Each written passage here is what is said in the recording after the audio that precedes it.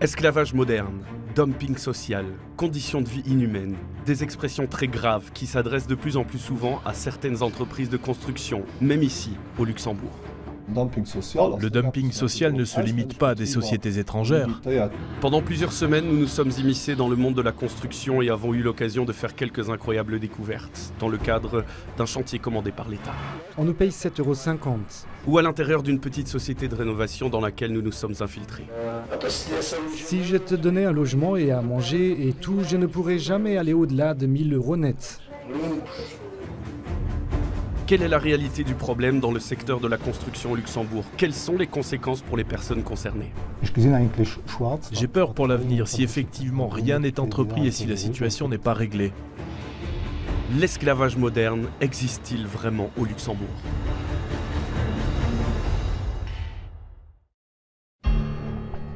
À quel degré le secteur de la construction est-il concerné par le dumping social au Luxembourg? En début d'année, certains cas ont été reportés, des affaires qui ont été reprises dans la presse portugaise. Il y a des travailleurs portugais qui sont exploités et abandonnés au Luxembourg. Ils sont incités d'aller travailler là-bas, mais quand ils arrivent à destination, ils reçoivent des salaires en dessous du minimum légal. Ils appellent des vampires ceux qui recrutent des Portugais qui sont prêts à travailler au Luxembourg. Parfois, le rêve s'arrête déjà à l'aéroport. Et c'est chez nous que la triste réalité leur est présentée, un esclavage moderne. Qui aurait pu croire que de tels faits se produisaient dans notre pays? Nous avons découvert certaines choses étonnantes alors que tout avait commencé avec une simple recherche sur Internet. Une petite société de rénovation nous avait tapé dans l'œil car elle agissait avec le même numéro d'autorisation qu'une entreprise de jardinage. Ce n'est pas normal. C'est clairement illégal. S'il s'agit d'une entreprise de jardinage, ils doivent avoir une autorisation pour travailler dans le jardin. Ils n'ont pas le droit de bâtir des maisons. Faisant suite à notre demande, le ministère du Travail nous confirme que l'entreprise de jardinage est bien en possession d'une autorisation de commerce valable. Par contre, la société de rénovation qui appartient au même patron n'existe pas. Pourtant, elle a son propre site internet où même une adresse physique y est indiquée. Nous nous mettons en route. Ok, merci, Ali. Il y a cette adresse sur un site internet, ici à Esch-sur-Alzette. Oui, mais alors c'est une erreur. Ou peut-être que c'est le mauvais numéro. C'est ici dans la rue? Ce n'est donc pas la bonne adresse. Lors de nos recherches, nous arrivons à trouver une personne qui a travaillé avec ces sociétés en début d'année, mais qui est déjà rentrée au Portugal. Via Skype, il nous raconte ce qu'on lui a promis au Luxembourg.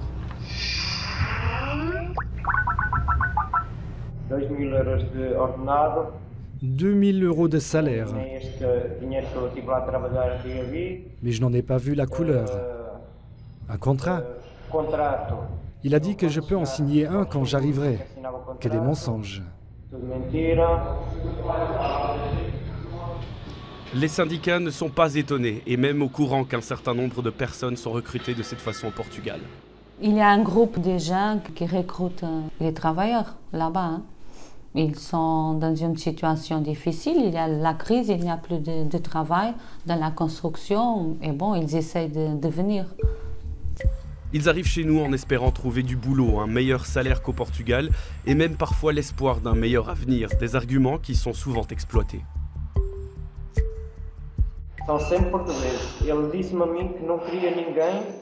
Ce sont toujours des Portugais.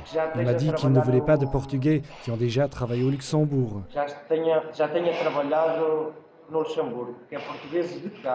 Il veut des Portugais du Portugal, parce que comme ça, il sait qu'on ne pourra rien entreprendre.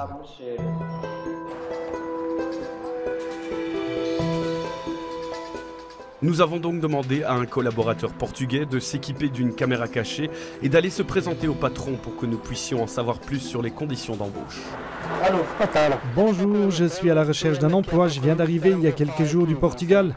Qui vous donna cette information? Attendez, rentrez alors.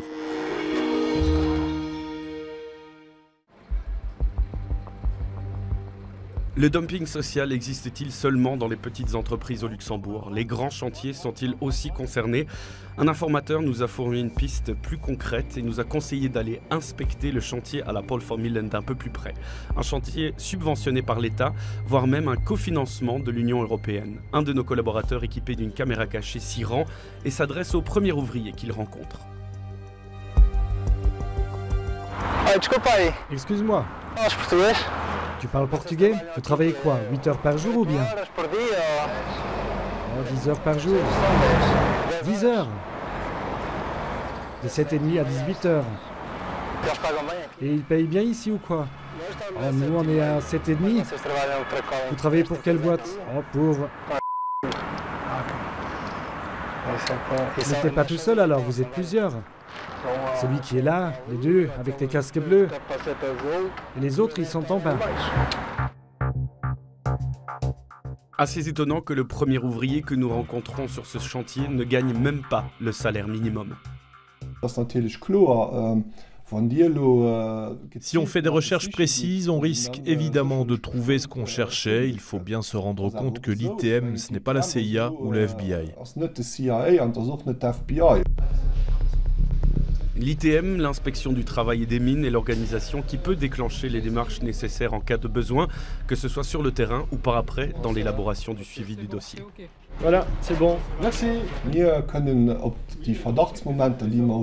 Nous pouvons agir quand nous avons des doutes, ainsi que lors d'actions sporadiques, mais quand vous comparez le nombre de chantiers au nombre de nos collaborateurs, on est très limité niveau main-d'œuvre.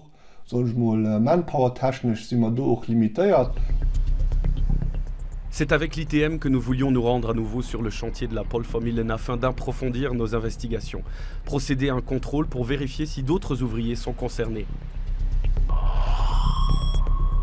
Cette demande nous a été refusée, mais l'ITM a suivi notre idée et nos informations et se sont rendus sur le chantier pour analyser la situation. Une chose est sûre, une société sur place n'a pas l'air de respecter les règles du jeu. De retour dans notre petite entreprise de rénovation dans laquelle notre collègue s'est infiltré afin d'accéder au patron pour se présenter. Il se fait passer pour un ressortissant portugais qui vient d'arriver et qui est à la recherche d'un travail. Qu'est-ce que tu sais faire? Oh, je sais faire un peu de tout. Mais qu'est-ce que tu faisais au Portugal? Pas la peine de mentir. Bon, j'étais un peu assistant, mais j'arrive à faire n'importe quoi. Il ne faut pas que tu fasses. Ce qu'il faut, c'est que tu aies de la volonté. Et la question, c'est ça. Est-ce que tu as de la volonté? Oui, sinon je ne serais pas venu ici. Oui, je te sens douteux. L'ex-employé de cette société nous avait également fait savoir qu'il n'avait même pas vu l'ombre d'un contrat de travail de la part de son employeur. Il n'a jamais voulu que je signe quoi que ce soit. C'est parce qu'il préparait déjà un coup. Et moi, j'ai tout de suite dit que je repartais. Mais alors, quand il a commencé à voir mon travail, il a dit « Allez, reste, on va bien s'entendre ». Ce jeune homme a également travaillé pour la même entreprise. On lui a donné 50 € cash pour une journée test.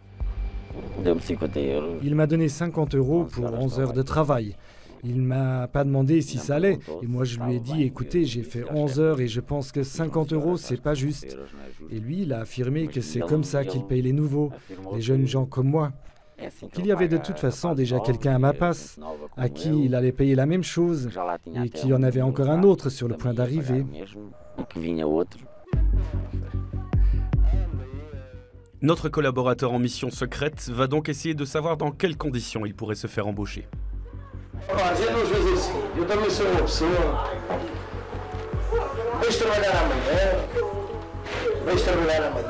Écoute, on va faire comme ça. Je suis aussi un humain.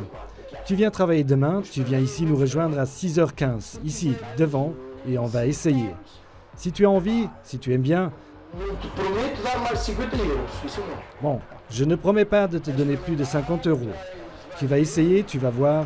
Si ça marche très bien, si ça ne va pas, on reste amis quand même. Je veux pas de problème. Je veux pas de désordre, parce que ça, avec moi, ça crée des problèmes. Soit les gens sont corrects, sinon...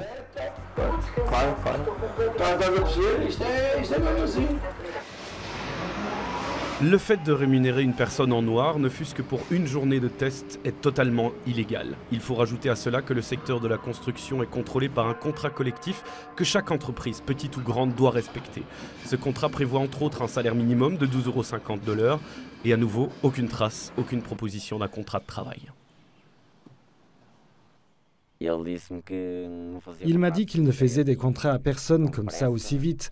Et alors je lui ai dit, au moins un contrat d'1 semaine à laisser, au moins pour les assurances. S'il m'arrivait quelque chose, au moins j'avais ma sécurité. Mais il m'a dit qu'il ne faisait pas, ni le prochain mois, ni dans 2 mois. Comme si le dossier n'était déjà pas assez rempli, les ouvriers qui viennent du Portugal dorment dans la maison du patron, dans cette pièce-ci. Mais vous avez des gens qui dorment ici?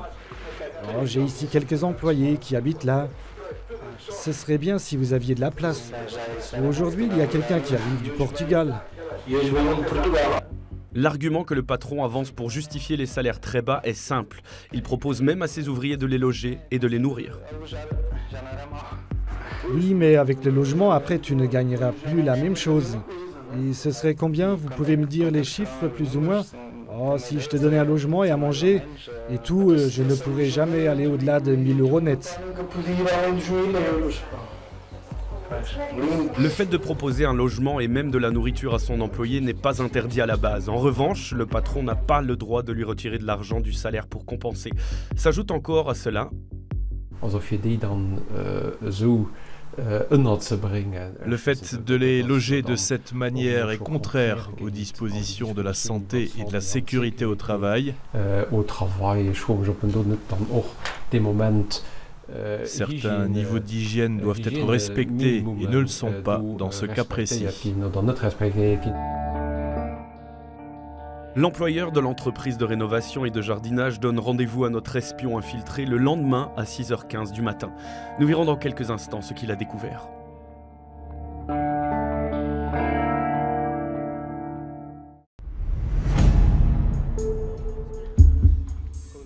Le dumping social ne représente pas seulement un problème pour les individus concernés, mais pour tout le secteur de la construction au Luxembourg.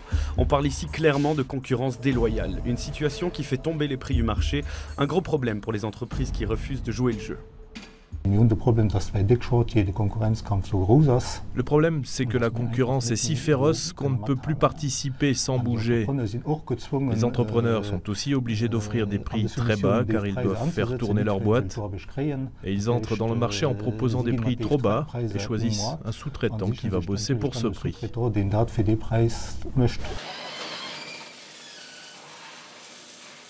Faire vivre et survivre sa société alors que d'autres ne respectent pas le contrat collectif, une situation très compliquée pour certains avec pour conséquence la fermeture ou la restructuration quasi quotidienne d'une entreprise dans le secteur.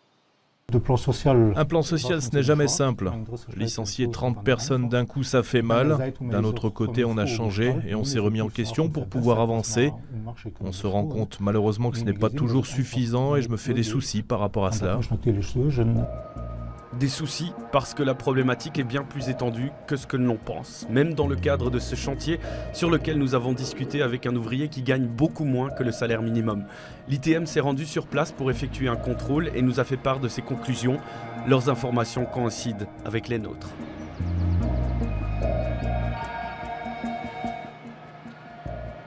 Nous en avons donc la preuve. Certains ouvriers travaillent sur ce chantier sans gagner le salaire minimum légal. C'est dans le secteur du ferraillage que les cas de dumping social sont les plus fréquents.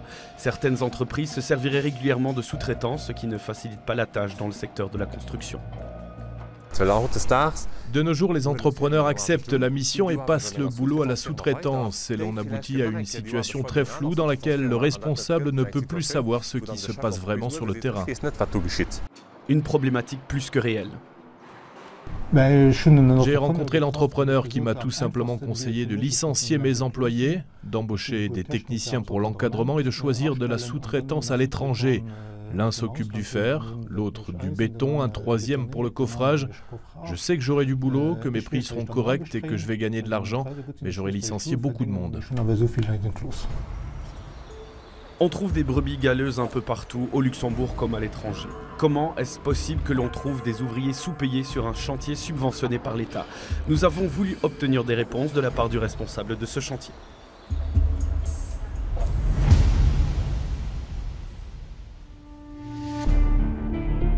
Début de journée vers 6h du matin devant la maison du patron de la petite société de rénovation. Nous observons la scène à distance. L'individu a l'air d'attendre notre collègue infiltré. Nous n'allons pas attendre très longtemps, la camionnette de l'entreprise s'arrête. Il n'est pas au rendez-vous, ils reprennent la route et nous les suivons. Après un arrêt à leur dépôt et un changement de camionnette, ils se dirigent vers un chantier privé à la frontière luxembourgeoise. Nous nous dirigeons vers les ouvriers pour leur parler. Ils nous confirment qu'ils ne sont pas payés convenablement et qu'ils n'ont pas de contrat. Tu as un contrat? Non, je suis là depuis trop peu de temps pour avoir un contrat. Comment une société peut-elle agir de telle sorte? Comment peut-elle exister sans adresse valide et sans autorisation? Comment sont établies les factures? Le travail au noir est-il envisageable? Afin d'obtenir des réponses, nous nous faisons passer pour des clients et nous l'appelons. Oui, allô? Bonjour. Je voulais un petit renseignement, s'il vous plaît, parce que je viens d'acquérir un duplex avec ma femme à Esch. Oui. Et on voulait faire des rénovations, une nouvelle douche, on voulait mettre une nouvelle toilette. Vous faites ce genre de travaux? Oui, c'est ça. Oui, toute la rénovation, la construction, oui. Il est prêt à faire toutes sortes de travaux avec une entreprise qui n'existe pas. Nous demandons s'il peut également le faire sans facture. Vous travaillez aussi sans facture parce qu'on n'a pas un budget limité? Après, moi, n'ai pas connu, si vous le connaissez, vous, je ne sais pas. Ah d'accord, je comprends. Monsieur, vous êtes d'accord de faire le devis. Et après, si vous êtes d'accord sur le devis, je vais voir. N'est pas trouvé répondu au moment. OK? Une chose est certaine, beaucoup d'éléments ne sont pas en règle et nous voulons obtenir encore plus de preuves de la part du patron. Nous nous sommes rendus 2 fois chez lui, personne ne nous a ouvert la porte. Lors de notre retour à la rédaction, on apprend qu'il a essayé de nous joindre par téléphone. Il s'est rendu compte que nous étions chez lui, mais n'a pas osé ouvrir. Par contre, il aimerait connaître le but de notre visite. Nous le rappelons.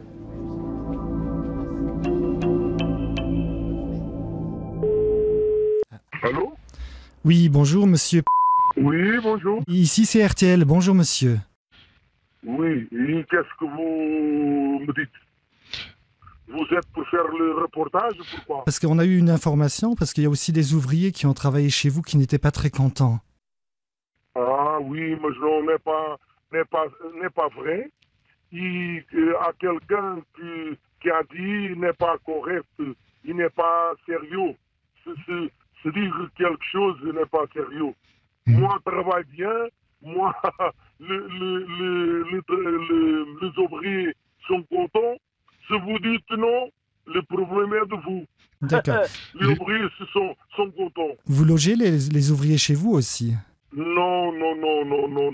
Tous les ouvriers, ils dorment sur l'appartement de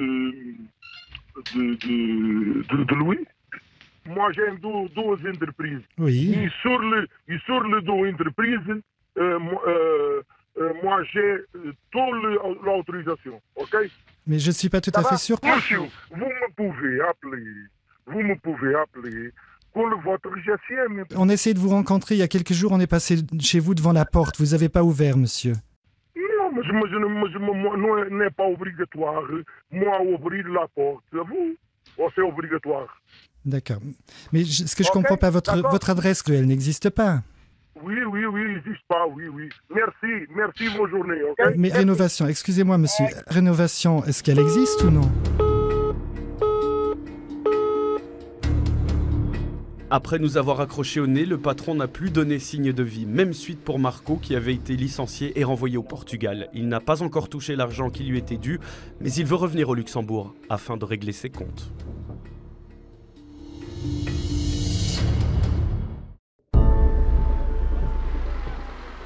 Les responsables du chantier à la Polfamillen sont-ils au courant que des personnes travaillent pour un salaire très inférieur au minimum légal? Sont-ils au courant du contrôle de l'ITM? Nous allons directement les voir. Ils ont parcouru le chantier et ont analysé certains documents, mais ils n'avaient aucune réclamation à faire, tout était en ordre. On a rencontré un ouvrier sur votre chantier et on lui a demandé ce qu'il gagnait. À cela, il nous a répondu 7,50 €. Que pensez-vous de cette réponse? Nous n'avons reçu aucun rapport de l'ITM. Je peux seulement réagir à leurs propos tenus lors de leur visite et ils nous ont dit qu'ils étaient satisfaits du chantier. C'est la première fois que j'entends ce que vous me dites. Nous les éclairons sur les informations que nous avons obtenues de l'ITM. Nos recherches avaient abouti au même résultat que les leurs et une entreprise de ferraillage aurait retenu leur attention.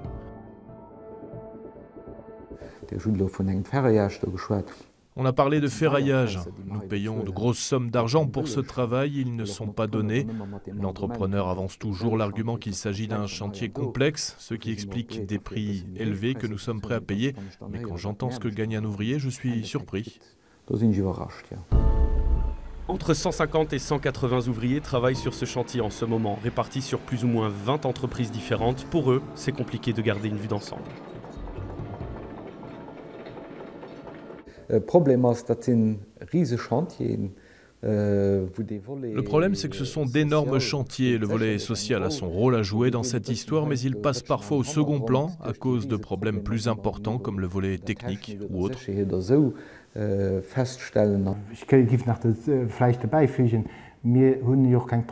Nous n'avons pas le pouvoir de la police, nous ne voyons pas les contrats qui ont été signés entre les entreprises et leurs ouvriers, on n'en a pas les moyens.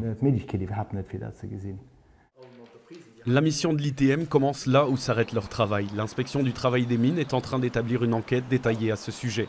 Mais quelle est la solution? Il serait nécessaire de sensibiliser non pas seulement les sous-traitants, mais également les entreprises qui les ont contractés.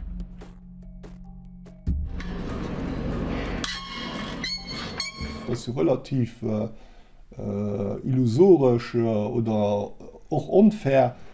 Ce ne serait pas réaliste ni correct d'infliger une punition supplémentaire aux personnes qui sont sous-payées ou parce qu'elles sont d'accord de travailler dans ces conditions. C'est la co-responsabilité qui devrait être plus poussée. De nos jours, avec les technologies disponibles, c'est une excuse non valable de la part du maître d'ouvrage de dire qu'il n'était pas au courant des conditions de travail sur son propre chantier.